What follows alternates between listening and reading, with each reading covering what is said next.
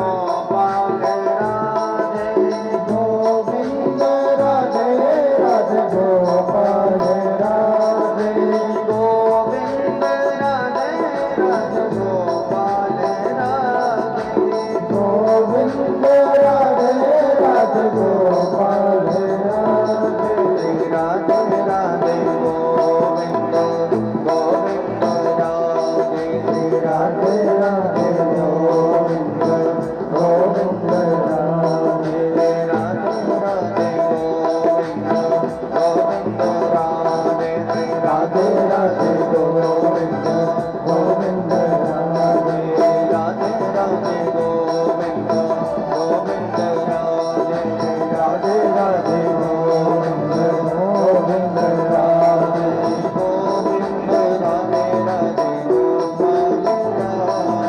गोविंद राधे राधे गोपाल राधे गोविंद राधे राधे गोपाल राधे गोविंद राधे राधे गोपाल राधे गोविंद राधे राधे गोपाल राधे गोविंद राधे राधे गोपाल राधे गोविंद राधे राधे गोपाल राधे गोविंद राधे राधे गोपाल राधे गोविंद राधे राधे गोपाल राधे राधे राधे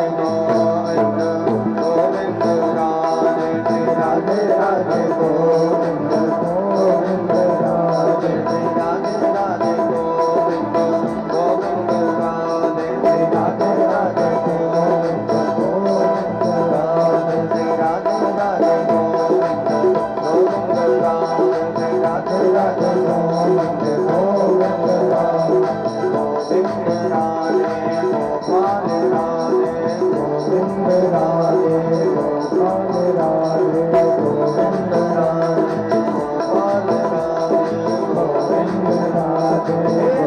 गोपाल राधे गोविंद राधे गोपाल राधे गोविंद राधे गोपाल राधे गोविंद राधे गोपाल राधे बोले यज्ञ भगवान की जय हो श्री भागवत भगवान की जय श्री हनुमान जी महाराज की जय हो जय जय श्री राधे श्याम। क्या भैया जो राम नाम मंत्र है ना, या कोई साधारण मंत्र नहीं है, ये महामंत्र है। महामंत्र आपको नित्य ही बतलाते हैं ना कि राम सोन धीर, ये महामंत्र है ना। राम सोन धीर हनुमान सोन वीर, कोई बाल सो लड़ैया नहीं, क्रोधी भृगुराज सो भीषम सो पूत ना सपूत, भागीरथी सम तेज से में सूर्य और रूप चारु काम सो, सत्यशील हरिश्चंद्र दानी बलिकर्ण समा, शिव सम योगी नहीं भोगी घन श्याम सो, भाई ना भरत समा व्रत एकादशी समा, गंगा सम तीर्थ नहीं मंत्र राम नाम सो, गंगा सम तीर्थ नहीं मंत्र राम नाम सो। ये महामंत्र है, महामंत्र भैया। और जहाँ पर परम परमात्मा प्रभु के उदार चरित्रों का बखान किया जाता है ना, वह स्थान जो है तीर्थनाथ प्रयाग हो जाता है, तीर्थमय हो जाता है। क्योंकि उपनिषदों ने कहा है ना कि तत्रैव गंगा यमुना च वेणी, गोदावरी सिंधु सरस्वती च, सर्वाणि तीर्थानि वसन्ति तत्र, यत्राच्युतोदार कथा प्रसंगात्। तत्रैव गंगा यमुना चमेली। उस स्थान पर माँ गंगा यमुना सरस्वती अर्थात तीनों नदियों का संगम हो जाता है। तत्रैव गंगा यमुना चमेली गोदावरी सिंधु सरस्वती चा। गोदावरी इत्यादि जहाँ जहाँ भी तीर्थ हैं, समस्त तीर्थ आकर के उस स्थान पर निवास करते हैं। कहाँ पर? यत्राच्युतोदार कथा प्रसंगार, जहाँ पर परम परमात्मा प्रभु के उदार चरित्रों का बखान किया जाता है। जहाँ पर प्रभु के उदार चरित्रों का बखान किया जाता है, वहाँ पर सारे तीर्थ आकर के निवास करते हैं। और भैया कभी कभी होता है, बड़े बुद्धिमान हैं आप, बड़े पढ़े लिखे हैं, लेकिन भैया अगर परम परमात्मा के चरणों में आपकी भक्ति नहीं है, प्रीति नहीं है ना, सब कुछ व्यर्थ है। कवि ने भाव दिया कि बुद्धि बड़ी चतुराई बड़ी, बड़े बुद्धिमान है, बड़े चतुर हैं, लेकिन भैया कि बुद्धि बड़ी चतुराई बड़ी ममता अतिशय ही में लिपटी है। नाम बड़ो धनवान बड़ो करतूत सबे जग में प्रगति है। गजबाजी द्वार मनुष्य हजार, गजबाजी द्वार मनुष्य हजार, तो इंद्र समान से कौन घटी है। लेकिन भैया सो सब विष्णु की भक्ति बिना, जैसे सुंदर नारी की नाक कटी है। सो सब विष्णु की भक्ति बिना, जैसे सुंदर नारी की नाक कटी है। सर्वस्व है, लेकिन अगर परम परमात्मा प्रभु के चरणों में आपकी प्रीति नहीं है ना, तो सब व्यर्थ है। कल बतलाए थे ना, या जब जीवात्मा गर्भ में आता है तो अपने हजार हजार जन्मों का स्मरण करता है। प्रभु एक बार इस मलमूत्र के गर्भ से बाहर निकाल दो, तब अहरनिश आप ही का भजन किया करूंगा। लेकिन यहाँ पर ज्यों ही इस भूमि पर आया, माया के वशीभूत होकर के परम परमात्मा प्रभु को भूल गया। यदि आप परम परमात्मा प्रभु से कोई एक रिश्ता स्थापित कर ले, एक रिश्ता बना लेना, इस भाव सागर से बेड़ा पार होना भैया। बड़ा ही सुंदर दृष्टांत आता है। महाराज भोज के जमाने की बात है। महाराज भोज के दरबार का नियम था, कोई भी विद्वान आवे, यदि कोई एक श्लोक की रचना स्वयं करके सुना दे, उनको 1000 स्वर्ण मुद्राएं मिल जाती थी। 1000 स्वर्ण मुद्राएं मिल जाती थी। उसी गांव में एक ब्राह्मण रहते थे, ब्राह्मण देवता। उनकी पत्नी ने कहा, अरे विप्रदेव, पतिदेव, सभी लोग जाते हैं महाराज के यहाँ दरबार में, वहां स्वर्ण मुद्राएं इत्यादि ले आते हैं, और हम आप अभी बिल्कुल निर्धन बने पड़े हैं उनके नगर में होते हुए भी। उस पर ब्राह्मण देवता ने कहा, देवी वहां तो विद्वानों का समादर है, विद्वानों की सभा लगती है, और मैं उतना पढ़ा लिखा नहीं हूँ, इसलिए मेरा वहां पर आदर नहीं होगा।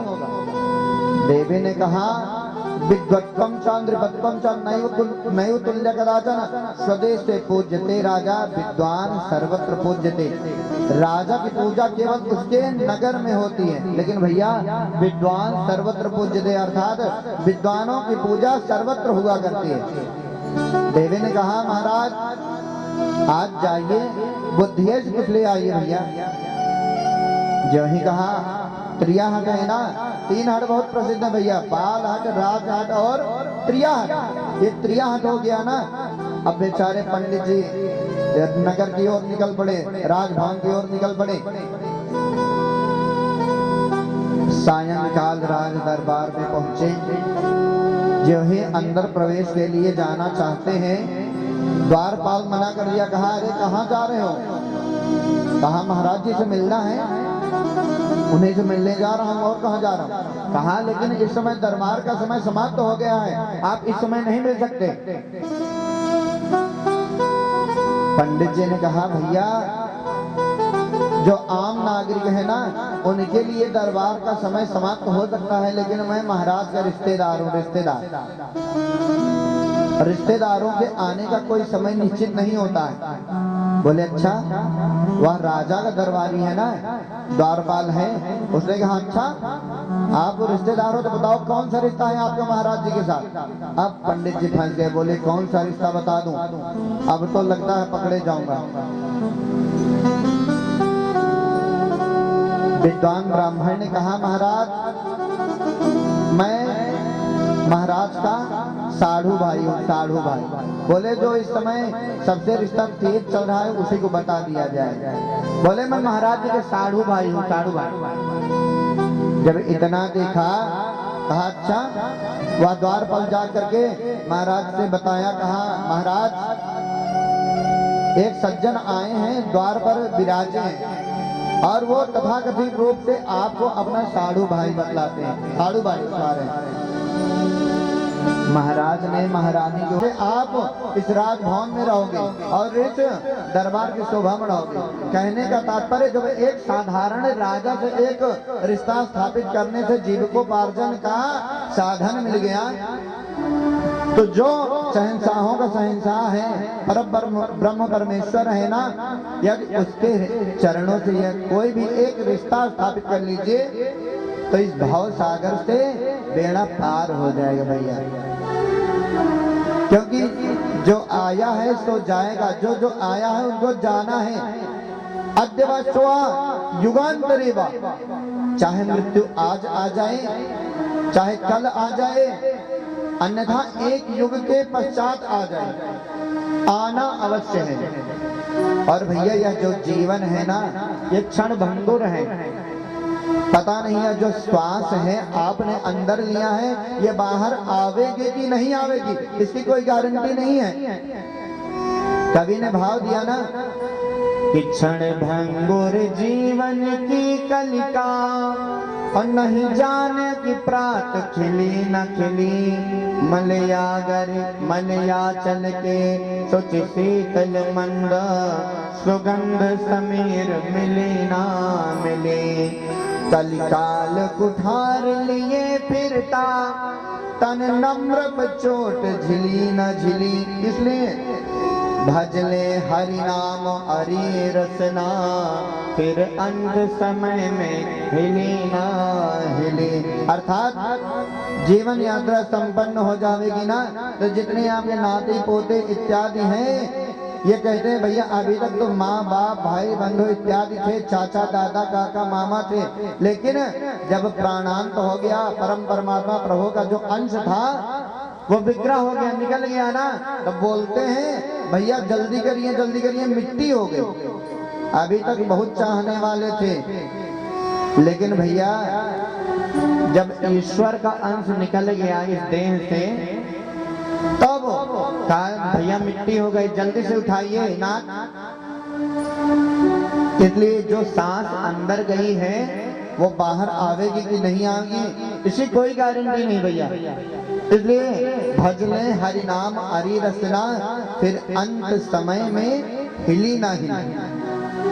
भूमिका में अधिक समय नहीं, कल आपको बतलाए महात्मा मनु के 3 पुत्रियों का वर्णन हो गया, देवी आकुति, देवहोती और प्रसूति। 3 पुत्रियों का वर्णन कल की कथा में आपको बतलाया। महाराज मनु के 2 पुत्र थे, 2 पुत्र, एक महाराज प्रियव्रत और दूसरे उत्तानपाद। महाराज उत्तानपाद का राज्याभिषेक करके इनको राज का आधिपत्य बना दिया गया, सौंप करके इनको राजा बना दिया। और समय आने पर इनका 2 विवाह हुआ। तो भैया 2 विवाह। इनकी प्रथम पत्नी का नाम था सुनीति, अर्थात जो सुंदर नीतियों का अनुसरण करने वाली है, ऐसी सुनीति। और दूसरी पत्नी का नाम था सुरुचि। अर्थात जो स्वयं की रुचि से ही चला करती थी। दूसरे की रुचि क्या है इससे उनको कोई मतलब नहीं था। जो उनकी स्वयं की रुचि होती वही किया करती थी। सुरुचि इनकी 2 पत्नियां थी। प्रियव्रतोत्थान पादौ शतरूपपते सुतौ वासुदेव सकलया रक्षायां जगतस्थितौ। अर्थात इनकी जो प्रथम पत्नी थी देवी सुनीति, उनसे एक पुत्र का प्रादुर्भाव हुआ। उस पुत्र का नाम था महात्मा ध्रुव। महात्मा ध्रुव था। और जो दूसरी पत्नी थी सुरुचि, उनसे भी एक पुत्र का प्रादुर्भाव हुआ, उनकी भी उत्पत्ति भई। उस पुत्र का नाम था उत्तम। प्रथम पत्नी से महात्मा ध्रुव और दूसरी पत्नी से देवी सुरुचि से उत्तम। दोनों बड़े होने लगे। एक दिन राज्य लगा हुआ था। महात्मा ध्रुव खेलते हुए अपने पिता की गोदी तक पहुंच गए, राज्य सिंहासन पर पहुंच गए। और भैया जो महाराज उत्तानपाद थे, ये अपनी जो दूसरी पत्नी थी सुरुचि, इनसे अत्यधिक प्रेम किया करते थे। सुनीति को मानते नहीं थे। भैया कहा गया कांटा बुरा करील का और बदरी का घाम, सवत बुरी है चोनगी और सजिया के काम। ये सवत हैं, आपस में कभी बनती नहीं। सुरुचि को ज्यादा मानते हैं, सुनीति को बिल्कुल कम मानते, नहीं मानते। एक दिन महात्मा ध्रुव खेलते हुए राज सिंहासन की ओर बढ़ गए। जब राज सिंहासन पर पहुंच गए, महाराज को थोड़ा सा प्रेम उमड़ाया, महाराज का प्रेम निकला और उन्होंने महात्मा ध्रुव को उठा कर के राज सिंहासन पर बैठा लिया बगल में। जब अपने पास बैठा लिया, उनके बगल में सुरुचि बैठी हुई थी। सुरुचि, जब सुरुचि ने देखा, अरे इन्होंने तो हमारी सवत का जो पुत्र है उसको अपने पास बैठा लिया, तब तक ध्रुव के हाथ को पकड़ करके सिंहासन से नीचे झटक दिया। इस पर वो कुछ बोल नहीं सके। महाराज उत्तानपाद कुछ बोल नहीं सके। अस कही बाह पकड़ ध्रुव केरी। क्या कहा? कहा यदि इस सिंहासन पर बैठने की चाह है तो मेरी कुक्षी से जन्म लेना था, मेरी कुक्षी से जन्म लेना है, तब इस सिंहासन तक आना था। ऐसे वचनों को कह करके मंदिर माही दीन खदेरी, अर्थात उस राज्यसभा से निकाल दिया, राज्यसभा से निकाल दिया। महात्मा ध्रुव रोते हुए अपनी मैया के पास आए, सुनीति के पास पहुंचे। जब सुनीति के पास पहुंचे, अपनी माता से सारा वृत्तांत कह सुनाया। मैया ने उपदेश दिया अपने पुत्र को, महात्मा ध्रुव को उपदेश दिया। कहा बेटा जा करके तपस्या करो, तपस्या, क्योंकि तपस्या एक ऐसा अमोघ शस्त्र है जिससे परम परमात्मा प्रभु की प्राप्ति अवश्य हो जाएगी। उपदेश दिया। कहा तप बल रचे प्रपंच विधाता और तप बल विष्णु सकल जग त्राता, तप आधार सब श्रेष्ठ भ्रमाही, तपते कछु दुर्लभ जग नाही। अर्थात कहा इस तपस्या से इस संसार में ऐसी कोई वस्तु नहीं है जो ना मिल सके। उपदेश दे दिया। और भैया माँ से बड़ा कोई गुरु होता नहीं है, ये प्रथम गुरु माँ है। जब आप कहीं पढ़ने नहीं गए थे, गुरुकुल नहीं गए थे, किसी विद्यालय में नहीं गए थे, तो जो शिक्षा सर्वप्रथम आपने प्राप्त की वो अपने प्रथम गुरु से अर्थात अपनी माता से ही प्राप्त किया। कहा गया है ना, इनके विषय में लिखते हैं कि नास्ति गंगा समम तीर्थम नास्ति विष्णु समा प्रभो नास्ति शंभो समा पूज्यो नास्ति मातृ समो गुरु। माता के समान कोई गुरु बढ़ करके नहीं है इस दुनिया में, इस संसार में माँ से बड़ा कोई नहीं है। अपनी मैया का उपदेश ले लिया, ग्रहण किया और उपदेश ग्रहण करके निकल पड़े वन की ओर। कहा माँ आशीर्वाद प्रदान करिए, मैं जा रहा हूँ तपस्या में। तपस्या में निकल गए, कुछ दूर निकल गए जब, तब तक देवर्षि नारद पहुंच गए। देवर्षि नारद ने सोचा इनकी परीक्षा लिया जाए, ये अभी बिल्कुल छोटे से अबोध बालक हैं, ये भला कहाँ जाकर के तपस्या कर पाएंगे। कहा अरे पुत्र कहाँ जा रहे हो? प्रणाम किया, कहा महात्मन मैं तपस्या के लिए निकला हूँ, मेरी माता जी का आदेश है यदि तपस्या संपूर्ण हो गई परम परमात्मा प्रभु की कृपा अवश्य हो जाएगी। बोले लेकिन बेटा अभी तुम बहुत छोटे हो, वन में जाओगे हिंसक पशु तुम्हारा वध कर देंगे। कहा अभी तक तो संभव था कि हमारा वध हो जाता, हिंसक पशु मार दे, लेकिन आप जैसे परम संत के दर्शन हो गए, ये बहुत बड़ी बात है। ये हमारा परम सौभाग्य है जो आप जैसे संतों का दर्शन हो गया। क्योंकि कहा गया है कि बड़े भाग्य तब जानिए जब मिलने आवे संत, कि संतन को मिलनो करे सब कष्टन को अंत। संत जी का दर्शन हो गया, आप जैसे विद्वान पुरुष का, देवर्षि जी का दर्शन हो गया, ये हमारे लिए परम सौभाग्य की बात है। अनेक प्रकार से महात्मा नारद जी उनको लौटाना चाहे, वहां आप क्या खाओगे, क्या पियोगे, कैसे रहोगे, लेकिन महात्मा ध्रुव एक नहीं माने, एक नहीं मानते हैं महात्मा ध्रुव। बोले कुछ भी हो मेरी माता का आदेश है, इसलिए परम परमात्मा प्रभु की प्राप्ति हमको अवश्य हो जाएगी। तपश्चर्या में अब निकलने के लिए जो है उद्यत हुए, देवर्षि नारद ने सोचा अब यह बालक रुकने वाला बिल्कुल नहीं है। उपदेश दे दिया, उपदेश दे दिया, कहा ओम नमो भगवते वासुदेवाय, इस मंत्र का उच्चारण करते रहना।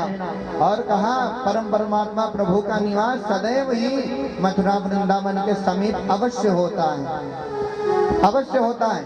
एक बार देवर्षि नारद पहुंच गए क्षीर सागर में। भैया पहुंचते ही नारायण से कहा प्रभु आप वास्तव में रहते कहाँ हैं, आप वास्तव में कहाँ रहते हैं?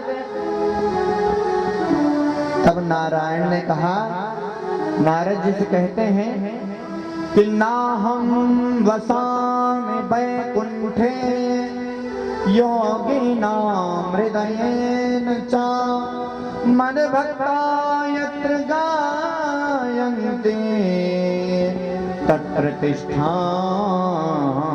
नारद। कहा ना हम वसामि वैकुंठे, मैं वैकुंठ लोक में नहीं रहता, और योगी नाम हृदय न, मैं योगियों के हृदय में भी नहीं रहता हूँ। मन भक्ता यत्र गायन्ति तत्र तिष्ठामि नारद, हमारे भक्त लोग प्रेम से भाव से जहाँ पर हमको बुलाते हैं, जहाँ हमारा आवाहन करते हैं, मैं वहीं पर उपस्थित हो जाया करता हूँ। आज देवर्षि नारद ने महात्मा ध्रुव को कहा चाहे कहीं पर रहे या ना रहे, लेकिन मथुरा वृंदावन के समीप प्रभु अवश्य ही विराजमान रहते हैं।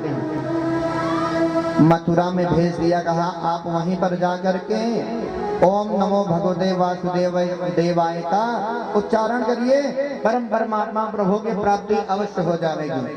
आइए तनिक हम आप भी महात्मा ध्रुव के साथ उन नामों का उच्चारण करते हैं, स्मरण करते हैं।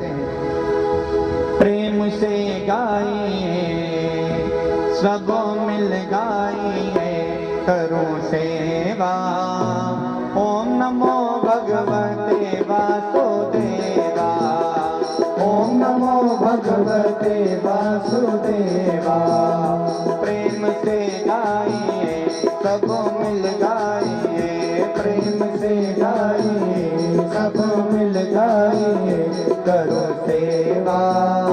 ओम नमो भगवते वासुदेवा, ओम नमो भगवते वासुदेवा।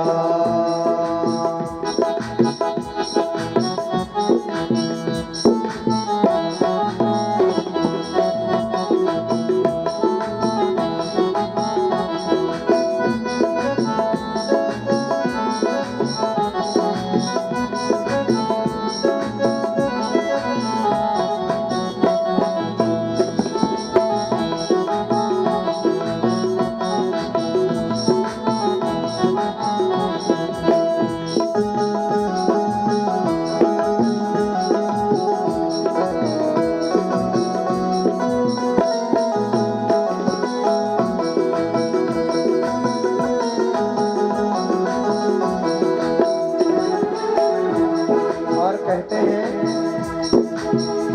हे अयोध्या के वासी कहाँ हो, मैं पुकारूं आ जाओ जहाँ हो। हे अयोध्या के वासी कहाँ हो, मैं पुकारूं आ जाओ जहाँ हो।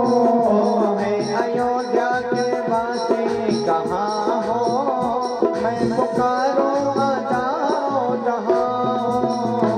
हे अयोध्या के वासी कहाँ हो, मैं पुकारूं आ जाओ जहाँ हो। सीता मैया के संग लखन भैया के संग, सीता मैया मैया के संग लखन मैया के संग, संग करो सेवा। ओम नमो भगवते वासुदेवा, ओम नमो भगवते वासुदेवा।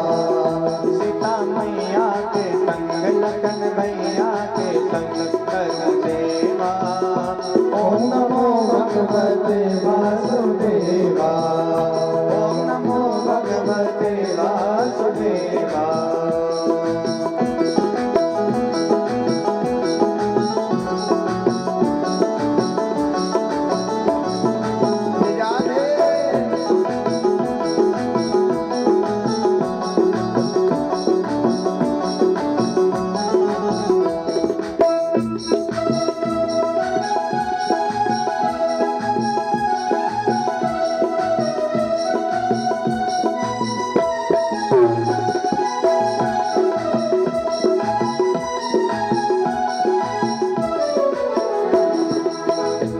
और कहते हैं, हे कैलासवासी कहाँ हो, मैं पुकारूं आ जाओ जहाँ हो।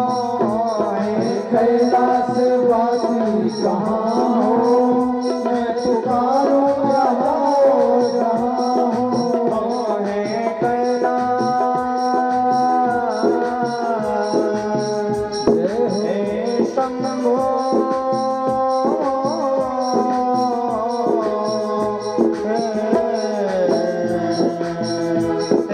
कैलासवासी कहाँ हो, मैं पुकारूं आ जाओ जहाँ हो। हे कैलासवासी कहाँ हो, मैं पुकारूं यहाँ तुम वहाँ हो। गौरी मैया के संग नंदी भैया के संग, गौरी मैया के संग नंदी भैया के संग, करूं सेवा। ओम नमो भगवते वासुदेवा, ओम नमो भगवते वासुदेवा।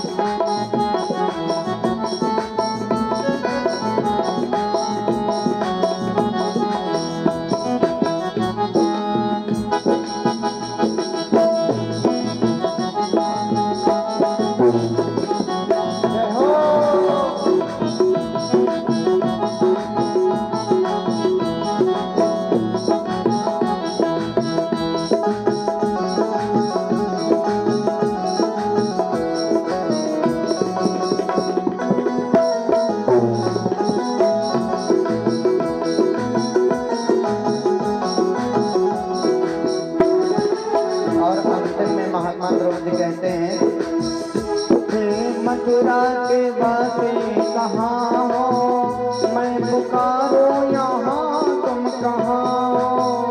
हे मथुरा के वासी कहाँ हो, मैं पुकारो यहाँ तुम वहाँ हो।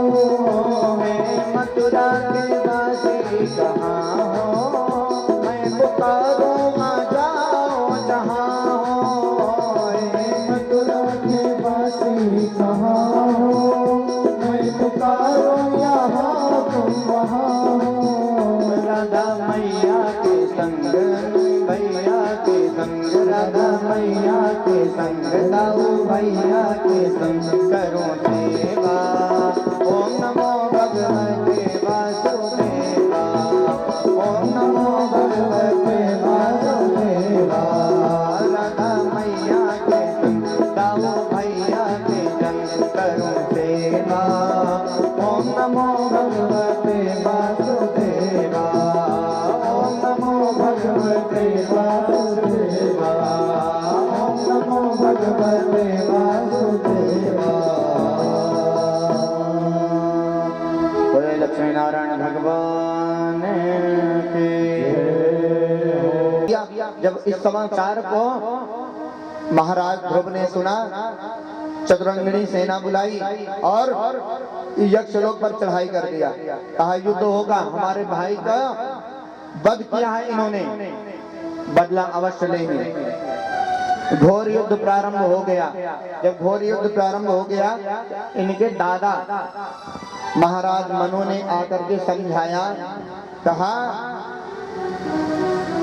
जो हानि लाभ जीवन मरण जस अपजस विधिहार, ये आपके बस की बात नहीं है। कहा उसके जो मृत्यु भई है, विधि का विधान वहीं पर था। जब अनेक प्रकार से समझाया, महात्मा ध्रुव मान गए। तब यक्षराज कुबेर ने कहा, ध्रुव महाराज आपको जो मांगना हो मांग लीजिए, आज मैं बड़ा प्रसन्न हूं आपके ऊपर। इस पर महात्मा ध्रुव ने कहा कि अर्थ न धर्म न काम रुचि, गति न चहो निर्वाण, जन्म जन्म रति राम पद, यह वरदान न आन। कहा गति अर्थात मैं मोक्ष नहीं चाहता हूँ। अर्थ न धर्म न काम रुचि, मैं अर्थ कोई धन नहीं चाहता हूँ, मैं काम नहीं चाहता हूँ।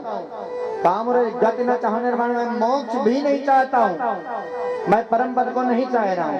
लेकिन ईश्वर के चरणों में हमारी प्रीति सदैव बनी रहे। केवल आप मुझे ऐसा ही आशीर्वाद प्रदान करिए, ऐसी कामना है आपकी। महाराज कुबेर प्रसन्न हो गए। बहुत सारा धन इत्यादि उनके कोष को प्लावित कर दिया और 36,000 वर्ष तक राज्य किया। महात्मा ध्रुव ने 36,000 वर्ष तक राज्य किया। राज्य करने के पश्चात ये बद्रिकाश्रम पहुंचे।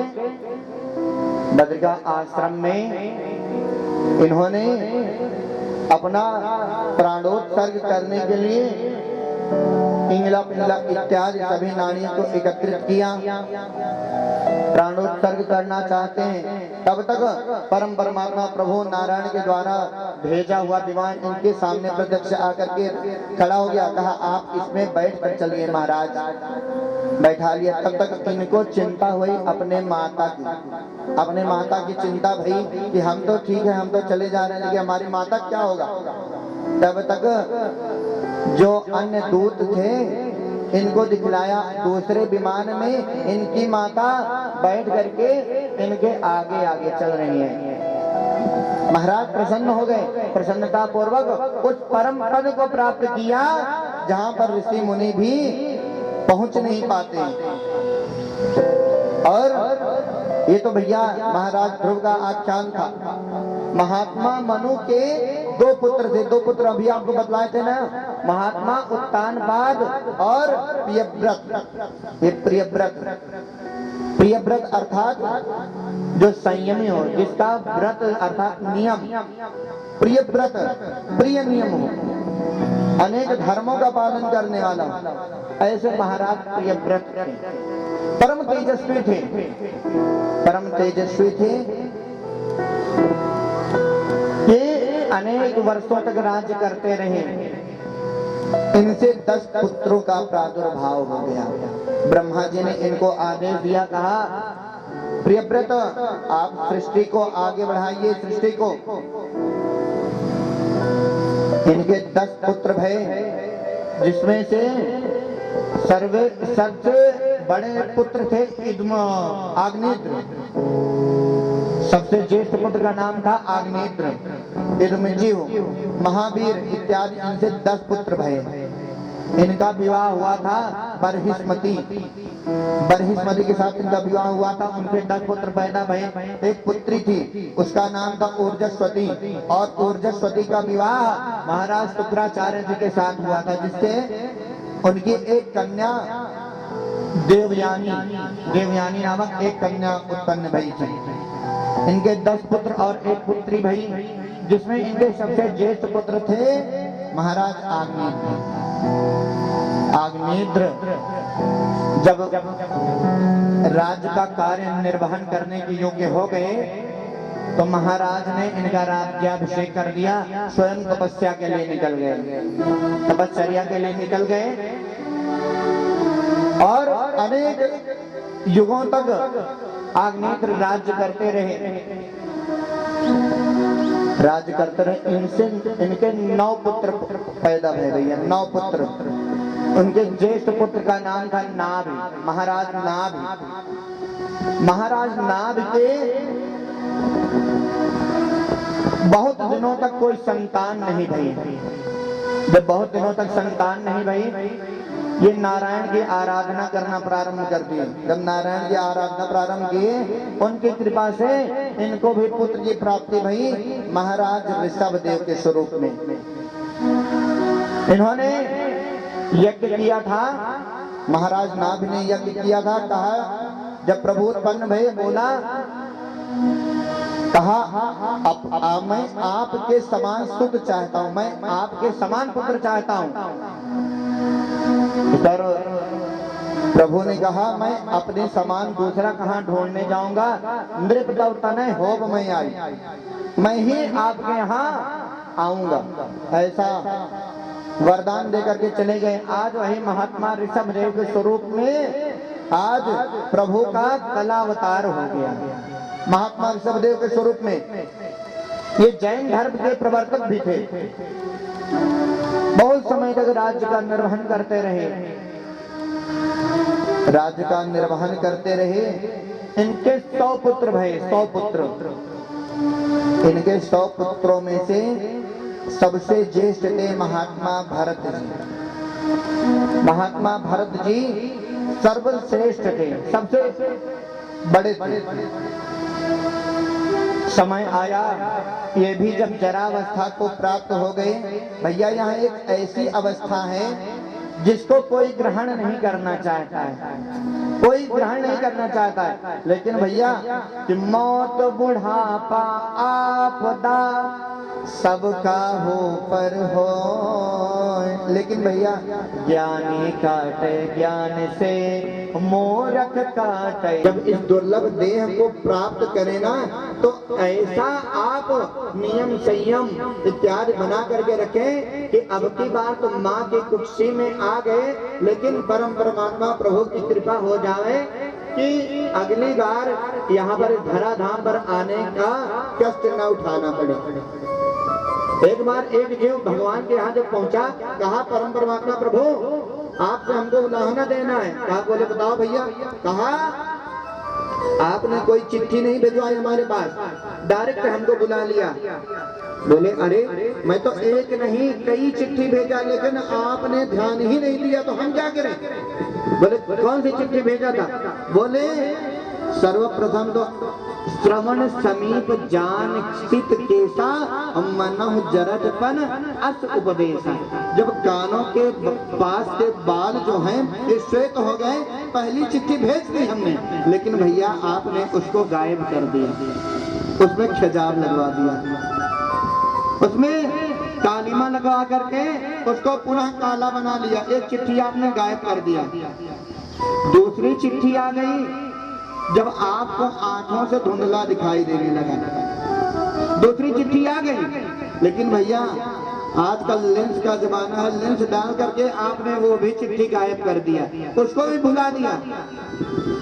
तीसरी चिट्ठी भेज दिया, कहा आपके दांत इत्यादि कमजोर हो गए, निकल गए, लेकिन आपने इधर आजकल तो भैया आर्टिफिशियल दांत है ना, उनको लगवा लिया, पुनः वो भी चिट्ठी भेज आपने गायब कर दिया।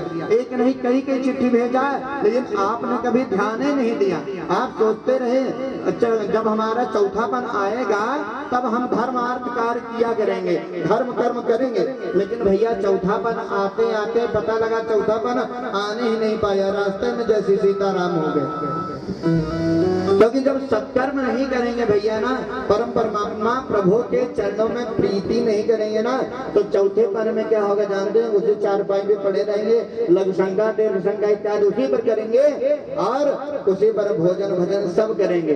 तब नाते पोते आपको सनकी कहेंगे भैया, कि सनक है कुछ है वे नहीं। कभी ने भाव दिया, कल के कथा में आपको बतलाए थे ना, जितना भी है सब यहीं छूट जाने वाला है भैया, कुछ साथ नहीं जाएगा। धर्मान गोगच्छद जीवलोका, केवल एक धर्म ही है जो आप धर्म करेंगे वही आपके साथ जाएगा, और एक तिनका भी आप अपने साथ नहीं ले जा सकते हैं। कफन में कोई जेब नहीं है भैया कि उसमें डाल करके ले जाएं थोड़ा सा। आज जब महाराज ऋषभदेव का चौथापन आ गया, इन्होंने देखा जब हमारा पुत्र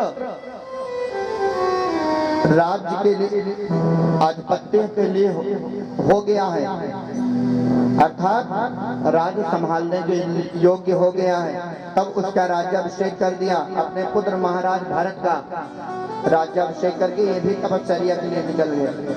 बहुत दिनों तक महात्मा भरत राज्य करते रहे।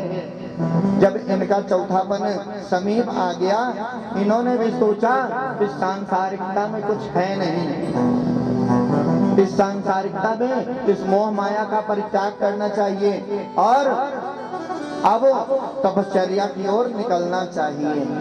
ऐसा जब मन में भाव आया तो इनके भैया 5 पुत्र थे, सुमति, राष्ट्रभृति, सुदर्शन, आवरण और धूम्रकेतु।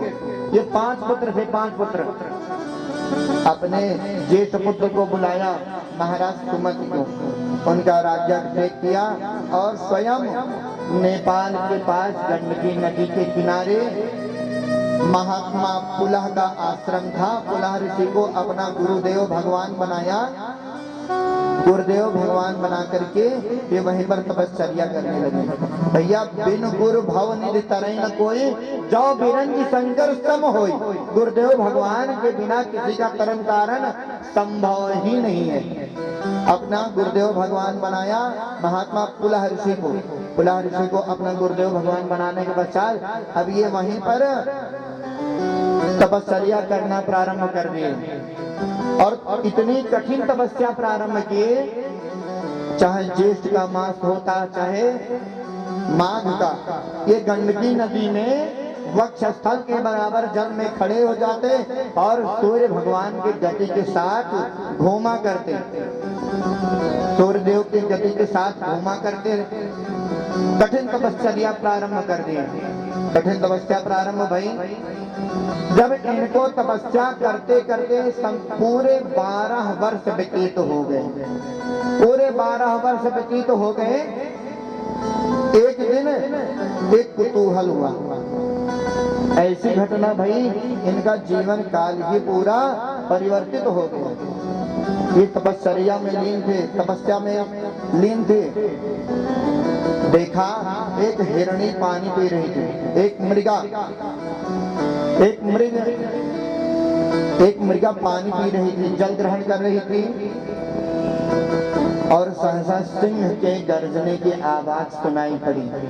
जब सिंह के गर्जने की आवाज सुनाई पड़ी, वह जो मृगा थी वह सभीता अर्थात बिल्कुल भयभीत हो गई।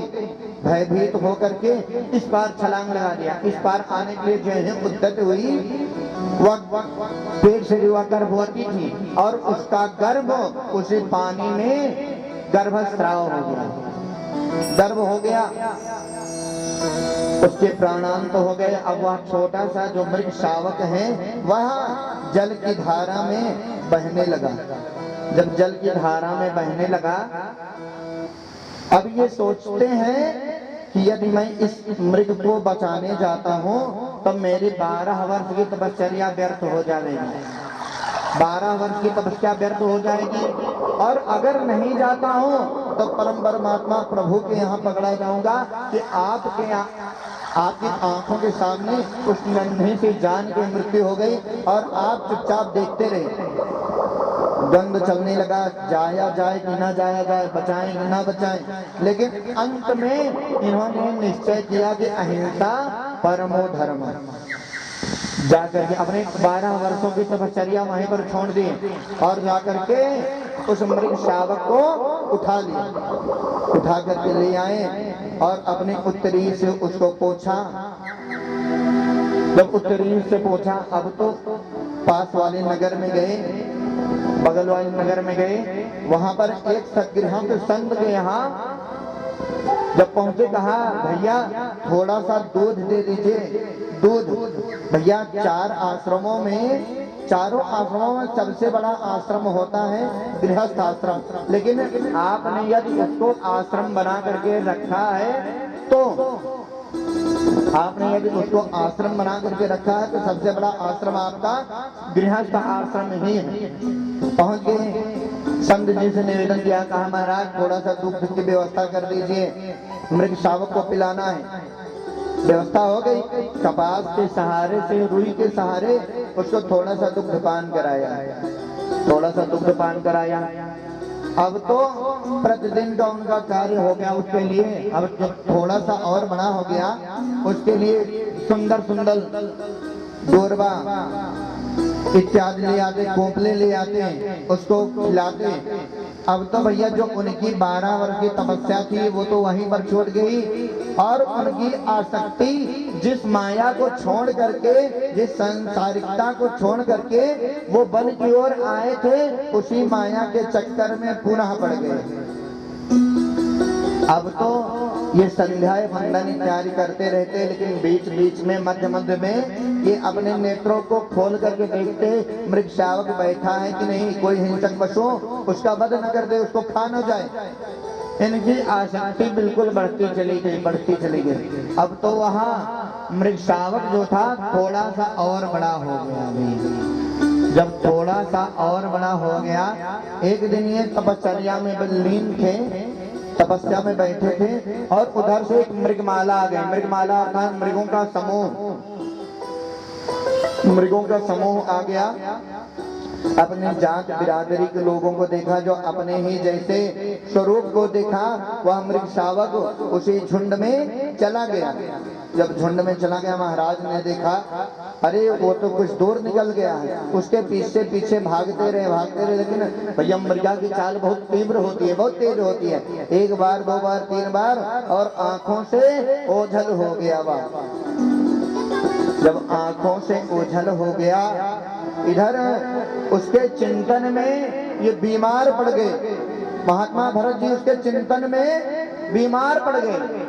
और भैया बीमार ही नहीं पड़ गए, उसके चिंतन में ही इनका प्राणांत हो गया। उसके चिंतन में इनका प्राणांत हो गया, प्राण पखेरु निकल गए। और भैया मृगा के चिंतन में इनका प्राणांत हुआ ना, तो अंते मति सागति, अर्थात अंतिम समय में जैसे आपकी बुद्धि होती है वैसे ही आपको गति सद्गति प्रदान होती है, वैसे ही मिलती है। आपको आख्यान बतलावें श्रीमद् भागवत से ही। कान्य कुब्जा तुजा आसित दासी पद अजामिला। अजामिल का उपाख्यान आता है, अजामिल का। एक काशी नगर में, काशीपुरी में ये ब्राह्मण के यहाँ इसका जन्म हुआ था, लेकिन भैया इसके कर्म जो थे सारे ब्राह्मणेतर हो गए। अर्थात पिताजी माताजी के ना रहने के पश्चात इसने एक दासी से विवाह कर लिया और एक दासी पति अजामिला अर्थात एक दासी को ले आया। जब दासी को ले आए इसके कर्म सारे ब्राह्मणेतर हो गए, शिखा सूत्र से हीन हो गया और अब तो भैया मछली इत्यादि भी पकड़ने का कार्य प्रारंभ कर दिया। कुछ समय व्यतीत हुआ, पूर्व संचिता विद्या पूर्व संचितम धनम पूर्व संचिता नारी अग्रे अग्रे धावती। ये पूर्व जन्मों के कृत्य के कारण होता है भैया। कुछ समय व्यतीत हो गया, एक दिन इसके पूर्व जन्म के कुछ पुण्य उदित हो गए। इसके कुछ पूर्व जन्म जब पुण्य उदित भय, कुछ संत जी आ गए। संत जी उस नगर में आए, एक सज्जन से पूछा, कहा भैया हम 15 लोग संत जी हैं, क्या हमको भोजन प्रसाद मिल सकता है? संयोग से भैया जिस व्यक्ति से पूछा वो नर्क से आया था। नर्क से आया था। ये क्या पहचान जानते हैं? कौन सा व्यक्ति स्वर्ग से आया है, कौन व्यक्ति नर्क से आया है, इनके कुछ पहचान होते हैं। कहाँ है जानते हैं? कि नर्क स्थितानाम इह जीवलोकी। जो नर्क से आए हैं भैया, उनका स्वभाव कैसा होता है कि अत्यंत कोपा कटुता च वाणी दरिद्रता च स्वजने सुबैरम दारिद्र्य भाव विषमा सभा च चिन्हानि देहे नरक स्थिताना। अर्थात अत्यंत कोपा, ये बात बात पर कुपित हो जाएंगे, क्रोधित हो जाएंगे। कटुता च वाणी, और अपनी वाणी भी इतनी कठोर रखेंगे कि आप सोचेंगे भैया इनसे बात ना करना पड़े तो ज्यादा ही ठीक है। अत्यंत कोपा कटुता च वाणी दरिद्रता च स्वजने सुबैरम। दरिद्रता मतलब भैया धन से दरिद्र नहीं, जो राम नाम से दरिद्र है, मन से दरिद्र है, वो दरिद्र। भैया ये तो दरिद्रता नहीं है, आज है कल नहीं है। अर्थात ये तो क्षणिक है, ये तो प्रकृति का नियम है ना, प्रकृति का नियम है। आज धन है कल धन नहीं होगा, आज नहीं है कल हो जाएगा। अत्यंत कोपा कटुता चवाणी दरिद्रता च स्वजने सुबैरम, और अपने जो रिश्तेदार नातेदार भाई बंधु इत्यादि हैं, इन सब से बैर की भावना रखता है। स्वजने सुबैरम दारिद्र भाव। भैया ये भावना से भी दरिद्र है। भावना से दरिद्र कैसे भाई जानते हैं? जैसे आप श्रीमद् भागवत कथा का आयोजन आप कर रहे हैं, खर्च आपका हो रहा है, लेकिन पहुंच जाएंगे, अरे क्या बात है, इतना खर्च करने की आवश्यकता क्या, इतने भी ऐसा करिए, ऐसे भी तो हो सकता है। मतलब उनकी भावना ही दरिद्रात्मक है, वो भावना से दरिद्र है। खर्च आप कर रहे हैं, सर उनका दर्द होने लगता है। तो दारिद्र भाव विषमा सभा चा, और सदैव वो विषम सभा में बैठे हैं, जहाँ पर वेश्यालय है भैया, जहाँ पर वेश्याओं की नाच होगी वहां जाएंगे, लेकिन कथा हो रही है वहां नहीं जाएंगे। अभी पता चल जाए कि भैया वहां पर बंबई से वेश्या आ रही है, पहुंच जाएंगे, वहां नहीं देखेंगे कि भैया तुलसी दल और अक्षत आया है कि नहीं, और यहाँ पर पूछेंगे भैया भागवत का यज्ञ हो रहा है, क्या तुलसी दल और अक्षत आया है कि नहीं, वहां नहीं देखेंगे। बोलेंगे अपने साथी संग, अरे भैया वो बंबई से आई है, चलो उसकी नाच देखा जाए ना, नाच। और भैया उनके लिए कवि ने भाव दिया ना कि पूर्व पाप के कारण थे, पूर्व जन्म के कृत्यों के कारण भैया क्या कि पूर्व पाप के कारण थे, और भगवंत कथा न रुचे जिनको, तिन्ह एक ही नारी बुलाए लई, और नचवावत है दिनकारिन को। दिनकारी मतलब वेश्या। पार चिन्हानि वसंति देहे, दाना प्रसंगो मधुरा चवाणी, देवार्चनम ब्राह्मण तर्पणं च। अर्थात तो ज्यादा ठीक था, बहुत सुंदर था। कभी कभी भैया आप ट्रेन में जा रहे हैं, या जो हमारा जीवन है या भी बिल्कुल रेलगाड़ी की जैसा है, ट्रेन की जैसा है। उसमें बहुत से यात्री आते हैं, जाते हैं, चढ़ते हैं, उतरते हैं, चले जाते हैं, मिलते हैं, बिछड़ते हैं। अर्थात किसी किसी से भैया इतना घनिष्ठ प्रेम हो जाता है, हम आप उनको जानते नहीं हैं, लेकिन उनसे इतना प्रेम हो जाता है कि वो अंतिम श्वास तक वो हमेशा याद रहते हैं। लेकिन भैया कभी कभी ऐसे लोग से मुलाकात हो जाती है, सोचते हैं ये कितनी जल्दी आगे वाले स्टेशन पर उतर जाए तो कितनी जल्दी बढ़िया। आज वही दानव प्रसंगों मधुरा चबाणी, वाणी में बिल्कुल मधुरता रखेंगे। और देवार्चनम ब्राह्मण तर्पणंचा, धर्म के मार्ग पर चलने वाले होंगे, देवताओं के भक्त होंगे, और ब्राह्मण तर्पणंचा, और ब्राह्मण का आदर करने वाले, सेवा सत्कार करने वाले होंगे। ऐसे यदि आपको दिखाई पड़े, समझ लीजिए यहाँ पे स्वर्ग से आया है, और जो नर्क से आया उसके भी आपको चिन्ह भी बतलाए ना। तो संजोग से जो 15 मूर्ति संत आए थे, वो ऐसे व्यक्ति से रास्ता पूछ लिए जो व्यक्ति नर्क से आया था। वो क्या करते हैं, रास्ता भटका देते हैं। महाराज को कहा, सोचा आज इनको ऐसा घर बतला दिया जाए कि आज इनको भोजन नसीब ही ना हो।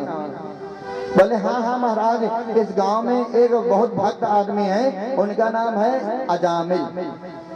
कहा अजामिल के घर आप चले जाओ, आपको भोजन प्रसादी अवश्य मिल जाएगी।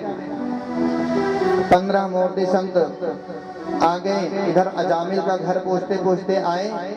देखा एक व्यक्ति मछली पकड़ने के लिए जाल लिए कंधे पर चला जा रहा था। उससे पूछा, अरे भैया हमको अजामिल के यहाँ जाना है। अजामिल के बोले बतलाइए महाराज। कहा उनके यहाँ हम लोग जाएंगे, भोजन प्रसादी आज उन्हीं के यहाँ पावेंगे।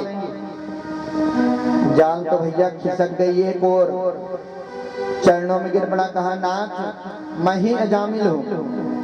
कहा चलिए, आज उस अजामिल के पूर्व जन्म के पुण्य उदित हो गए हैं, जो संत जी आ गए हैं इसके घर पे। ले जा करके गांव के समीप ही बिल्कुल बगल में घर के पास एक कुआं था। कुआं कहा महाराज आप सभी लोग यही कुआं पर रहिए, इस कुएं पर रहिए, और जब मैं आपको बुलाने आऊंगा तब आप लोग चलिएगा, पंगति हो जाएगी। ले जा करके जलपान कराया। जब घर में गए कहा, अरे देवी सुनती हो? कहा आज तक आपके मायके से, आपके पीहर से कोई आया नहीं, और आज जब आए हैं तो 15 लोग इकट्ठे आ गए। इकट्ठे, हमारी इच्छा है कि इनको जलपान ना करावा जाए। जो ही कहा जलपान ना कराया जाए तब तक, लेकिन भैया इन देवियों को अपने पीहर से, अपने मायके से बहुत लगाव होता है। जब वृद्धावस्था को प्राप्त हो जाती हैं, जब वृद्ध हो जाती हैं, तब भी कहते हैं अरे हुआ हमारे यहाँ, वहाँ हमारे यहाँ ऐसा, अरे वहाँ आपका क्या है, वहाँ तो भाभियों का राज्य है, भौजाइयों का राज्य है, आधिपत्य है, लेकिन कुछ भी हो कहती है हमारे यहाँ।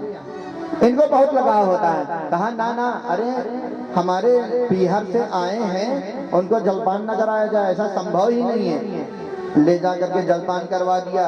कहा नगर के बाहर वहीं कुएं पर बैठे हैं सभी लोग। बोले अच्छा। जलपान जब हो गया वापस आए। अजामिल कहा देवी भोजन तो हो गया, लेकिन हमारी इच्छा है इनको भोजन न कराया जाए। जलपान भले हो गया लेकिन भोजन न कराया जाए। देवी ने कहा नहीं नहीं, मैं चल रही हूँ, तुरंत भोजन बनाओ, भोजन प्रसादी मैं बना रही हूँ और वो भोजन करके ही जाएंगे। बोले ठीक। ले जा करके पहले ही घर में जितना जल था ले जा करके ऋषियों के कमंडल को प्लावित कर दिया, भर दिया। कहा महाराज जब मैं शंखक ध्वनि करूंगा तो आप आ जाइएगा भैया। बोले ठीक है। आज जब वापस आए यहाँ पर भोजन प्रसाद तैयार हो गया। कहा देवी मैं जल ले आने नहीं जाऊंगा। तब भैया उस जमाने में जल की बड़ी दिक्कत हुआ करती थी, आज भी रीवा इत्यादि की तरफ वैसे ही है। जल ले आने बहुत दूर तक जाना पड़ता है, हर जगह आपको जल पर्याप्त नहीं मिल पाएगा। अब तो सरकार थोड़ा व्यवस्था कर रही है, उधर हैंडपंप इत्यादि की सुविधा, पाइपलाइन की व्यवस्था कुछ कर रही है। पहले बहुत दूर से जल ले आना पड़ता था। आज देवी ने कहा ठीक है आप नहीं जाओगे तो मैं जाऊंगी। उठाया अपना घड़ा, दो इस तरफ एक के ऊपर एक, अर्थात 5 घड़े इकट्ठा उठाई और ले जा करके वहां जल लेने चली गई। भैया आज की बात नहीं है, आज तो यदि मिक्सी ना हो घर में तो उस दिन शायद मसाला सिलवट्टे पे न पीसा जाए, वही जो छोटी छोटी पैकेट में मसाला आता है वही डाल करके काम चला लिया जाए। और भैया जो उस जमाने में जो बूढ़ी दादी काकी इत्यादि हैं, इनके जमाने में जो बटुआ हुआ करता था, आज तो भैया जब गैस चूल्हे का जमाना ना होना तो उस बटुए को तो ये उठा भी नहीं पाएंगे मांगने की बात जाने के लिए। लेकिन उस समय ऐसा नहीं था, 5 घड़े को एक साथ देवी जी उठाई और लेकर के जल लेने के लिए निकल गई। जल लेने के लिए निकल गई, इधर जैसे ही देवी जी उधर गई, इधर अजामिल ने शंखध्वनि कर दिया। शंखध्वनि करके कर दिया, सारे संत लोग घर में आ गए, पंगति हो गई और भोजन प्रसादी ग्रहण करने लगे। अभी संपन्न नहीं हुआ था तब तक देवी जी वापस आ गई। बोली अरे ये तो हमारे पीहर के लोग नहीं, ये तो बड़ी बड़ी दाढ़ी वाले बाबा लोग आ गए हैं, बाबा लोग। तुरंत ही क्रोध से कांपने लगी, कहा जो हमारा अन्न खाए वो गाय खाए। जो ही कहा गाय खाए, तब आज भैया अजामिल की बुद्धि जो है बिल्कुल ठीक हो गई है। आज कहा महाराज ये पढ़ी लिखी नहीं है, बिल्कुल गंवार है। इनका कहने का तात्पर्य है आप लोग बिल्कुल मौन होकर के भोजन कर रहे हैं, ये कह रहे हैं जो हमारा अन्न खाए वो गाय गाय खाए। आप तो मौन होकर के भोजन कर रहे हैं, आप गाय गाय खाए। जितने भी संत लोग थे, रघुपति राघव राजा राम पतित पावन सीताराम करते जा रहे हैं, भोजन भजन एक साथ चल गया। और देवी जी जो थी आंगन भर में इधर उधर घूम करके कुछ सुना रही थी। संतों ने समझा लगता है ये भी बहुत भक्ता हैं, ये भी हमारे साथ में भजन कर रही हैं। जब भोजन संपन्न हो गया, महात्मा लोग बाहर आए। जब नगर के बाहर आए, नगर के बाहर तक वह अजामिल छोड़ने आया। जब छोड़ने आया, संतों का आशीर्वाद मिल गया, वापस घर आ गया अजामिल। समय आने पर जब उसको 10वें पुत्र की प्राप्ति भई, उसका नाम नारायण रख दिया। अब तो सोते जागते उठते बैठते वो सबसे छोटा भी था, अत्यधिक प्रेम करता था, अत्यधिक स्नेह भी करता था। उठते बैठते नारायण नारायण पुकारा करता था। और जितने इसके पाप थे वो धीरे धीरे समाप्त हो गए। जितने भी पाप थे संपूर्ण समाप्त हो गए। और जब इसका अंत समय बिल्कुल निकट आ गया, यमराज के दूत लोग जब इसके पास पहुंचे, इनके प्राणांत के लिए अर्थात प्राण लेने के लिए जब पहुंच गए, बड़े जोर से पुकारा, अरे नारायण मेरी रक्षा करो। अपने पुत्र को पुकारा, यमराज के पार्षदों को देख करके जो ही नारायण को पुकारा, नारायण के दूत वहां पर उपस्थित हो गए। नारायण के दूत उपस्थित हो गए और उन्होंने यमराज के दूतों से कहा आप चले जाइए। इसने अंतिम क्षण में नारायण का नाम लिया है और इसके परम धाम जाने का समय हो गया है। तब तक तो यमराज के पार्षद बोले, कहा इसने कोई सत्कर्म किया ही नहीं। कोई सत्कर्म करे या ना करे, लेकिन अंत समय में कोटि कोटि मुनि जतन कराहे, अंत राम कहीं आवत नहीं। बहुत युगों युगों तक तपस्या करने के पश्चात भी अंतिम समय में राम नाम नहीं आ पाता, बल्कि चौथेपन में भैया माया ज्यादा प्रभावित हो जाती है, प्रेम ज्यादा होने लग जाता है, सांसारिकता में स्नेह ज्यादा बढ़ता है।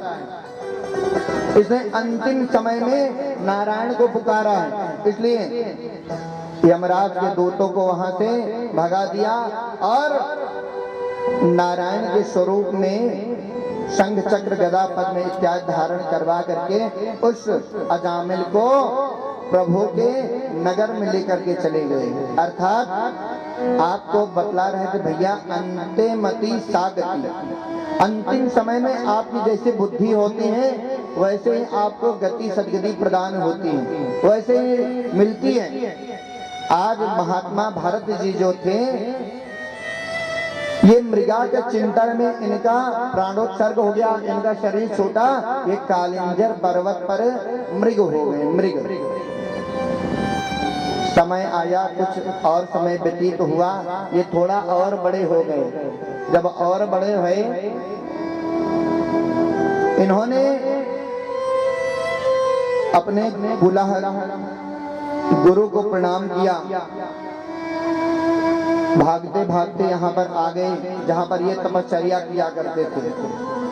इनकी तपश्चर्या इतनी ज्यादा थी कि इनको अपने पूर्व जन्म का बिल्कुल संपूर्ण ध्यान बना रहा कि मैं महाराज भरत था, मैं सांसारिकता को छोड़ करके यहाँ वन की ओर तपश्चर्या में आया, फिर मृगा के चिंतन में हमारा शरीर छोड़ गया और हम आज मृग की योन में जन्म ले लिए। इनको संपूर्ण याद रहा, सब कुछ याद रहा, क्यों कहते हैं याद रहा। आज आगे यहाँ अपने गुरुदेव भगवान के आश्रम को प्रणाम किया, गंडकी नदी को प्रणाम किया। ये गंडकी नदी कौन है जानते हैं? जिससे इनको बहुत लगाव था, ये है कौन जानते हैं? गंडकी नदी का आपको परिचय दे दें, कथा तो चलती रहेगी, थोड़ा सा संक्षेप में आपको बतलाते चले। वास्तव में गंडकी नदी है कौन जानते हैं? एक बार देवर्षि नारद जी बीड़ा बजाते झंझट करते कैलाश पर्वत पर पहुंच गए और वहां पर परम परमात्मा प्रभु का दर्शन करके आए और देवराज इंद्र के पास पहुंचे। कहा, प्रभु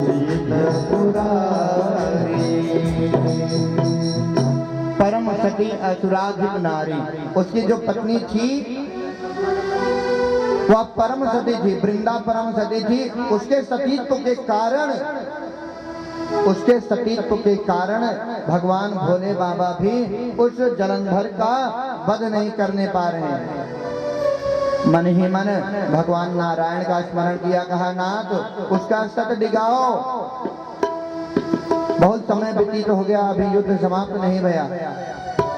उस पर नारायण एक ज्योतिषी का स्वरूप धारण कर लिए। ज्योतिषी का स्वरूप धारण करके उस वृंदा के नगर की ओर से निकले, महल के बिल्कुल बगल से निकले। जो वृंदा ने देखा, अपने सखी से कहा, अरे विद्वान को बुला ले आओ, पंडित जी को बुला ले आओ, थोड़ा कुशल क्षेम पूछना है। अपने पतिदेव के विषय में कुशल क्षेम पूछना प्रारंभ कर दिया। वह बांधी गई, वह सखी गई, ब्राह्मण देवता को बुला ले आई, पाद प्रक्षालन करके कुशल क्षेम पूछा। कहा, महाराज हमारे पतिदेव भोले बाबा से युद्ध कर रहे हैं, बहुत समय व्यतीत हो गया, कृपया उनके विषय में आप कुछ बतलाइए ना। भोले बाबा अभी वहां पर युद्ध कर रहे हैं, इधर नारायण आ गए। जब नारायण आ गए, अभी बात चल ही रही थी, वार्ता चल ही रही थी, तब तक वहां पर एक कटा हुआ सिर और धड़ धड़ाम से वहीं पर आकर के गिर पड़ा। सिर और धड़ गिरा। वृंदा ने देखा, अरे यह तो जलंधर है, जलंधर। क्या भोले बाबा ने उसका वध कर दिया? चित्कार करके वहीं पर गिर पड़ी, रोने लगी, विलाप करने लगी। जब विलाप करने लगी, इधर नारायण जो ज्योतिषी का स्वरूप धारण किए थे, ये ज्योतिषी का स्वरूप छोड़ करके कापालिक बन गए। कापालिक बनने के पश्चात पर काया प्रवेश की विद्या से उस शरीर में प्रवेश कर गए। जब प्रवेश कर गए, अब वह जो जलंधर था उठ करके बैठ गया। ये भैया माया का जलंधर था, माया का। वास्तविक जलंधर अभी वहां भोले बाबा से युद्ध कर रहा है, लेकिन यहाँ हरि माया दुर्तया प्रभु की माया हो रही है। जो ही सारा कुछ सारा वृत्तांत जो था वो वृंदा के आंखों के सामने हुआ, प्रत्यक्ष रूप से हुआ, इसलिए उसको बिल्कुल भी भान नहीं हुआ। अंदर ले गई, कक्ष में ले जाकर के पाद प्रक्षालन किया। जो ही पाद प्रक्षालन किया वृंदा का सतीत्व भंग हो गया। जब सतीत्व भंग हो गया उधर भोले बाबा ने अपने पाशुपत अस्त्र से वो जलंधर का सिर काट दिया, उसका वध कर दिया। जलंधर मारा गया, धुंध भी बजने लगी, देवता इत्यादि फूलों की वृष्टि करने लगे, वर्षा करने लगे। जब फूल वृष्टि होने लगी, नारायण समझ गए लगता है देव कार्य संपन्न हो गया, समझ गए देव कार्य संपन्न हो गया। अपने निज स्वरूप में उपस्थित हो गए, चतुर्भुजी स्वरूप में संघ चक्र गदा पद्म लिए वहीं पर से कक्ष में उपस्थित हो गए। वृंदा ठगी सी देखती रही, वृंदा ठगी सी देखती रह गई। कहा अरे मैं ठगी गई। कहा नाथ आपको लज्जा नहीं आई, आपको बिल्कुल भी कष्ट नहीं हुआ, हमारा सतीत्व भंग कर दिया। कहा परम गुरु ही वरदान मांगो। कहा वरदान नहीं, मैं आपको श्राप देती हूँ, श्राप। आपका हृदय पत्थर का है, आप जाकर पत्थर हो जाओ, पत्थर। श्राप दे दिया वृंदा ने। कहा देवी मैं आपका श्राप स्वीकार करता हूँ, लेकिन फिर भी आप कुछ अनुग्रह करने आया हो तो कुछ तो अनुग्रह किए बिना जा नहीं सकता, आप कोई भी वरदान मांग लो। कहा नाथ जैसे आज आप मेरी गोदी में रहे ऐसे आप सदैव हमारी गोदी में विराजमान रहो। तथास्तु कह दिया। कहा लेकिन सीमा निर्धारित कर दिया। कहा कलयुग में आप गंडकी नदी होकर के बहोगी, गंडकी नदी होकर के बहोगी और मैं आपके श्राप को अंगीकार करके आपके हृदय में अर्थात आपकी गोदी में आपके पास ही रहूंगा, शालिग्राम की शिला बन कर के। भगवान शालिग्राम की शिला हो गए अर्थात पत्थर के हो गए, वृंदा के श्राप को अंगीकार करके। और जब देवी लक्ष्मी ने सुना वृंदा ने हमारे पति को, हमारे नारायण को श्राप दे दिया है, कहा अरे वृंदा तूने कुछ अच्छा या बुरा सोचा नहीं, वो देव कार्य के लिए ऐसा माया किए थे। कहा तूने अच्छा बुरा बिल्कुल सोचा नहीं, श्राप दे दिया हमारे भोले भाले पति को। जा तू भी जड़वत हो जा, जड़ हो जा, जा तू वृक्ष हो जा, जड़वत हो जा। श्राप दे दिया। वृंदा वृक्ष हो गई। कौन सा वृक्ष जानते हैं? तुलसी का वृक्ष। जब तुलसी का वृक्ष हो गई, लेकिन वहां भी उसका जो श्राप है साथ साथ चल रहा है। जब गंडकी नदी में है प्रभु तब उसके साथ, और जब गंडकी नदी से हम आप भक्तगण उनको ले आकर के पूजन इत्यादि करते हैं तब भी वृंदा के साथ रहते हैं, अर्थात तुलसी दल तोड़ करके उनके सर पर रख दिया जाता है। जब तक उनका भोग में, उनके भोग में तुलसी दल ना पड़े ना, वो भोग प्रभु स्वीकार नहीं करते हैं। तो ये थी गंडकी नदी की महिमा भैया। आज वही गंडकी नदी है जो नेपाल के समीप बह रही है।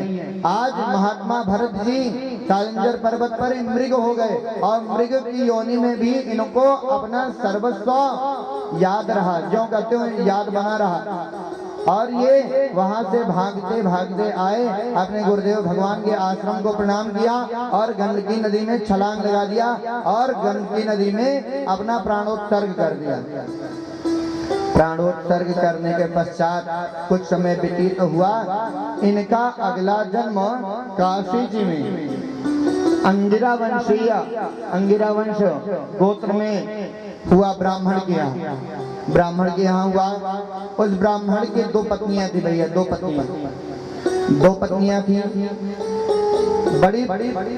जो बड़ी पत्नी थी उससे 5 पुत्र थे, 5 पुत्र। और जो छोटी पत्नी थी उनसे 1 पुत्र और 1 पुत्री का जोड़ा उत्पन्न हुआ। जोड़े में जो पुत्र था वही महात्मा भरत जी थे। महात्मा भरत जी थे। संयोगवश पिताजी ने नामकरण किया, इस बार भी उनका नाम भरत रख दिया, भरत। जब भरत रख दिया, ये सदैव जड़वत रहा करते थे, बिल्कुल ना किसी से बोलना, ना किसी से चलना, कुछ भी नहीं, किसी से वार्ता नहीं करते थे, बिल्कुल जड़वत रहा करते थे कि अब की बार सांसारिकता में बिल्कुल फंसना नहीं है, माया के वशीभूत नहीं होना है, अब की बार बिल्कुल किसी से बात ही नहीं किया करते थे। जब किसी से बात नहीं करते थे, इनका नाम ही हो गया जड़ भरत। जब महात्मा जड़ भरत हो गए, अब ये कुछ और समय व्यतीत हुआ, जब कुछ और बड़े हो गए, कुछ समय पश्चात इनके जो पिताश्री थे ये धराधाम को छोड़कर चले गए। अब तो इनका जो कार्यभार था इनकी विमाता पर आ गया, अर्थात इनकी भौजाइयों पर आ गया, भाभियों पर आ गया, भाइयों के हिसाब से ये चलने लगे। वो लोग सोचते कि ये घर में रहता है, पड़े पड़े खाता है, पड़े पड़े रहता है, कोई कार्य नहीं करता है। इनको एक कार्य सौंप दिया, कहा आज से तो खेतों की रखवाली किया करेगा, खेतों की रखवाली, खेतों की रखवाली किया करते, और वहीं पर जो जूठन इत्यादि प्रसादी बची रहती वही भिजवा देते, वही खा करके अपना राम नाम करते, वहीं पर पड़े रहते। महात्मा जी कुछ बोलते नहीं थे, जड़ भरत कुछ बोलते नहीं, वहीं पर चूनी चोकर जो भी मिल जाता वही खा करके राम नाम करते, मस्त रहते, बिल्कुल मस्त रहते थे। वो चिड़ियों को हाँकते नहीं थे भैया, कहते राम को चिड़िया, राम को खेत खा लो चिड़िया भर भर पे, ये उनको बुलाते थे कि आ करके खा लो, ये कभी उनको हाँकते नहीं थे, हाँकते नहीं थे भैया। एक बार एक चोरों का सरदार श्यामंतक जो था वो चोरी करने के लिए निकला भैया, चोरी करने के लिए निकला, और जब कुछ और आगे आया और आगे पहुंचा, देखता क्या है, एक काली माँ का मंदिर बना हुआ है, सुंदर स्वरूप है। पहुंच गया मंदिर के अंदर, कहा माँ आज मैं चोरी के लिए निकला हूँ, आप ऐसी कृपा कर दो कि आज ढेर सारा धन मुझको प्राप्त हो जाए। जब ढेर सारा धन प्राप्त होगा तो मैं आज आपको एक नर बलि प्रदान करूंगा, नर बलि। मैया से विदा लिया, प्रणाम करके निकल गया, और संयोग से भैया ऐसे घर में पहुंच गया जहां पर धर्म की बहुत कमी थी, क्योंकि लक्ष्मी के सुध चार हैं, धर्म अग्नि नृप चोर, और जेठे के अपमान से तीन करे भड़कोर। अर्थात ऐसे घर में पहुंच गया जहां पर धर्म की बिल्कुल कमी थी। जब पहुंचा कहा अरे भैया लूट ले बढ़िया से, ये बड़े भैया यहाँ पर है नहीं बिल्कुल, अर्थात धर्म नहीं है। खूब ढेर सारा धन प्राप्त हुआ। जब ढेर सारा धन प्राप्त हुआ, वापस आया, वापस आते समय एक वहीं से नर पशु भी ले करके आया, एक मनुष्य को लेकर के आ गया, मनुष्य को लेकर के आया, कहा इसकी बलि दी जाएगी। कहा परसों शुक्रवार है और शुक्रवार के दिन माता जी को बलि प्रदान की जाएगी। उसको बढ़िया नहलाया धुलाया, तेल इत्यादि लगाया, खिलाया पिलाया 2 दिनों तक। अभी कल उसकी बलि होनी है, आज रात को हुआ, रस्सी को तोड़ करके निकल गया। सुबह प्रातः काल जब वो नहा धो करके आया श्यामंतक, देखा तो नर पशु गायब। कहा जल्दी अपने अनुयायियों को, अपने अनुचरों को आदेश दिया, कहा कोई एक नर पशु लेकर के आओ, नर पशु, नहीं तो मैया कुपित हो जाएंगी। और हमने मैया को वचन दिया था कि एक नर बलि अवश्य प्रदान करूंगा आपको। इधर उधर देखा, महात्मा भरत जी खेत में रखवाली कर रहे थे। बोले अच्छा मोटा तगड़ा है। कहा भैया नीचे आ जाओ मचाने से। ये संत स्वभाव बेचारे नीचे आ गए। कहा हमारे साथ चलो, ये कुछ पूछे भी नहीं, उनके साथ साथ निकल पड़े, निकल गए। जब और आगे बढ़े तब तक श्यामंतक ने इनको पकड़ लिया। कहा आज तुम्हारी बलि हो जाएगी। कहा कोई बात नहीं, मैया है, यही मैया हमारी रक्षा करेंगी। जो ही सर काटने के लिए उद्यत हुआ, अपने खड्ग को निकाला, म्यान से तलवार खींचा, वैसे ही एक बार मूर्ति में कंपन हुई और मैया वहीं पर उपस्थित हो गई। जब मैया उपस्थित हो गई, इधर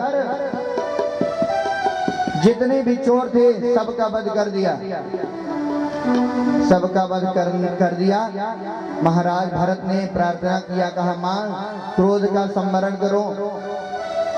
मैया ने आदेश दिया, कहा पुत्र भरत आज से तू यहीं पर रहेगा और हमारी सेवा किया करेगा। अब तो भरत जी को और बढ़िया हो गया, अब यहीं पर खाते पीते पड़े रहते, राम राम श्याम श्याम करते, यहीं पर अपना भजन कीर्तन करते रहते। भैया क्या वास्तव में बलि होती है?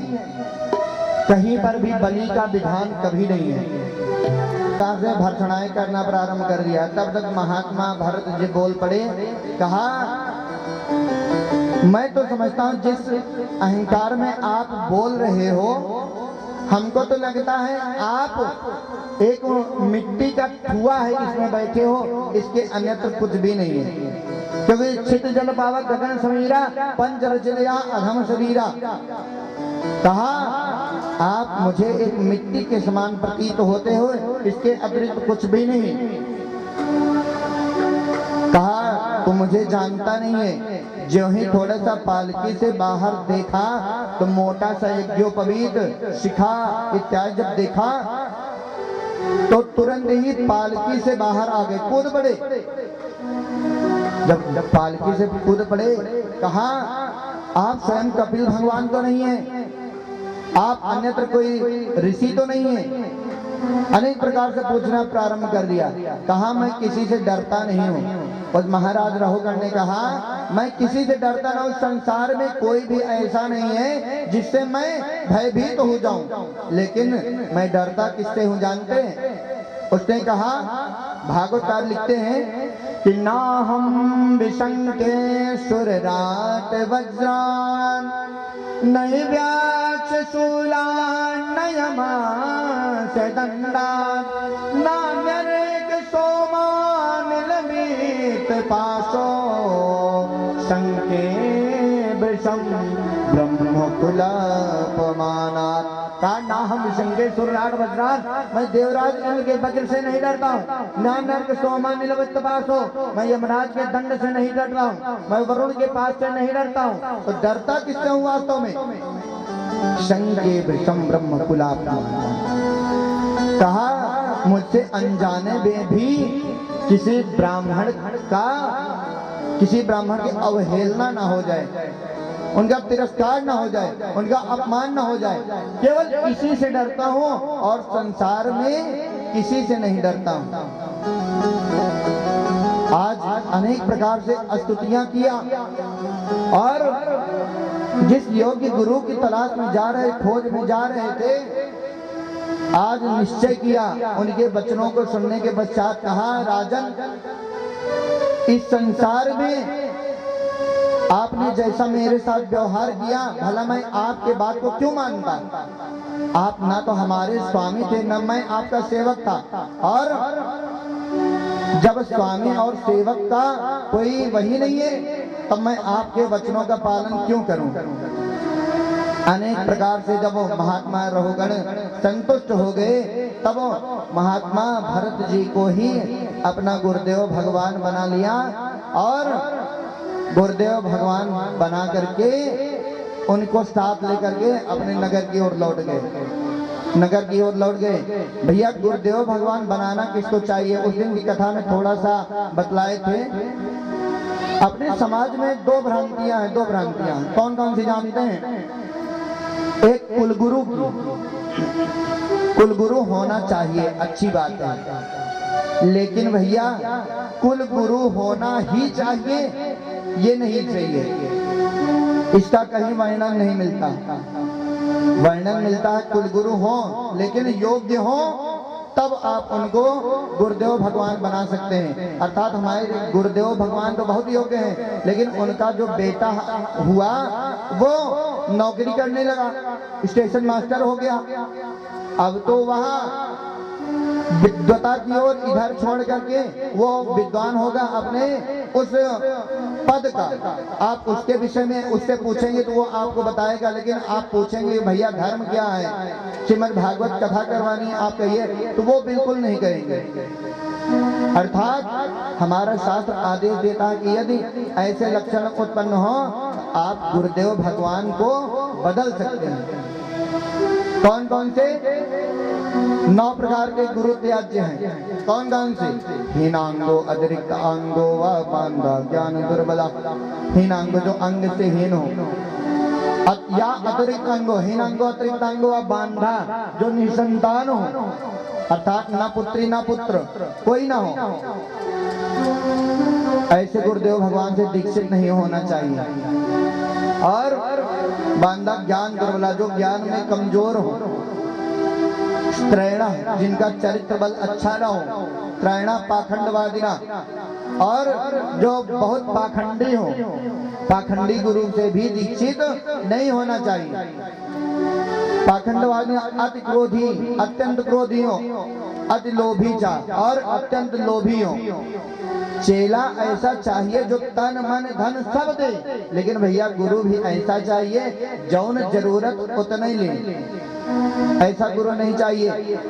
देवी पार्वती को समझाते हुए भोले बाबा कहते हैं कि गुरु बहवा संते शिष्य वितापहार कहा, लेकिन दुर्लभो सदगुरुर देवी शिष्य संतापहार का। इस संसार में वित्त लेने वाले बहुत गुरुदेव भगवान मिल जाएंगे, बहुत गुरु मिल जाएंगे, लेकिन जो अपने शिष्य के कष्ट को हर सके दुर्लभो सदगुरु देवी, सदगुरु परम दुर्लभ है।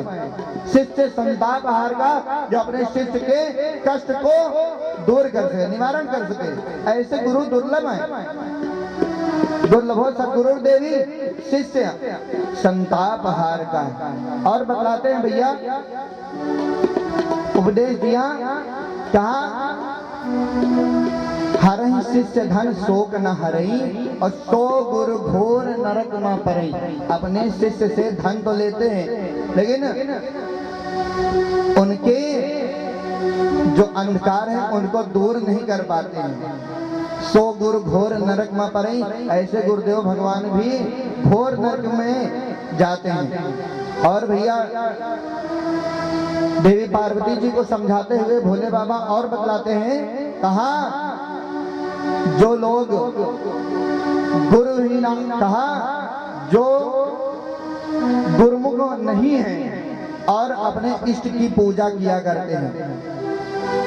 गुरु पूजाम बिना देवी इष्ट पूजाम करोतिया, मंत्र से तस्य तेजांसी हरते भैरवा स्वयं।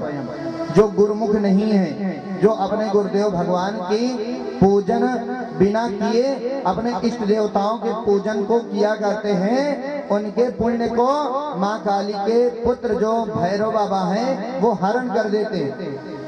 एक बार हुआ क्या, स्कंद भगवान, खडानन भगवान इत्यादि सब जा रहे थे तपस्या में। जब तपस्या में निकले तो महाराज इधर भैरव बाबा भी कहे भोले बाबा हम भी जाएंगे।